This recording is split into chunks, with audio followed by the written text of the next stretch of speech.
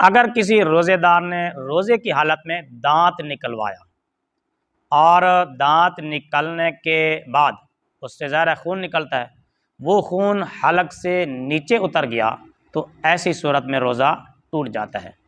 इसी तरह दांत निकलवाने के बाद वो शख्स सो गया और दांत की जगह से खून निकलता रहा और हल्क से नीचे उतरता रहा तो ऐसी सूरत में भी रोज़ा टूट जाएगा।